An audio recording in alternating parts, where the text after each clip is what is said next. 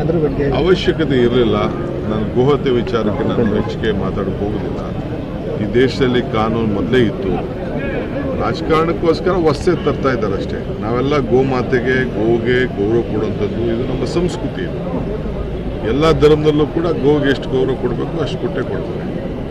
ರಾಜಕಾರಣ ಮಾಡಲಿಕ್ಕೋಸ್ಕರ ಒಂದು ಸ್ಪೆಷಲ್ ಆಗಿ ಏನೋ ಒಂದು ಮಾಡ್ತಾ ಇದ್ದಾರೆ, ಅವ್ರು ಮಾಡಿಕೊಳ್ಳಿ. ಆದರೆ ಒಂದು ಕಡೆಯಿಂದ ಗೋಹತ್ಯೆ ನೀವು ಅದ್ರ ಬಗ್ಗೆ ಮಾತಾಡಲ್ಲ, ಆದರೆ ಸಿದ್ದರಾಮಯ್ಯ ಅವರು ಅದ್ರ ಬಗ್ಗೆನೇ ಮಾತಾಡ್ಕೊಂಡಿಲ್ಲ. ಅವರು ಇಟ್ ಈಸ್ ನಾಟ್ ಎ ಅವರು ವೈಯಕ್ತಿಕವಾದಂಥ ಅಭ್ಯಾಸಗಳ ಬಗ್ಗೆ ಅವ್ರು ಮಾತಾಡಿದ್ದಾರೆ ಹೊರತು ಅವರು ಹೇಳಿದ್ದಾರೆ ಇದು ಮೊದಲೇ ಇದ್ದಂಥ ಕಾನೂನು.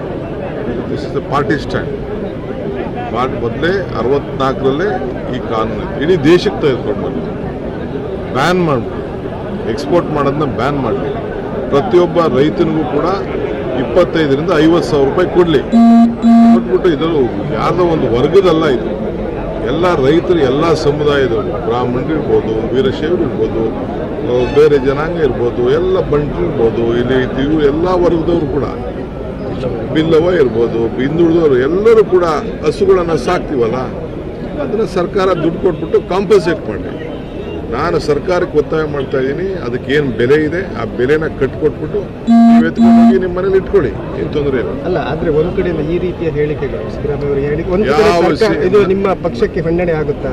ಏನು ಸಮಸ್ಯೆ ಇಲ್ಲ. ಕೆಲವು ವೈಯಕ್ತಿಕವಾದ ಅಭಿಪ್ರಾಯಗಳನ್ನ ನಮ್ಮ ಕಾರ್ಯಕರ್ತರು ಹಂಚ್ಕೊಳ್ಳೋದ್ರಲ್ಲಿ ಏನು ತಪ್ಪಿದೆ?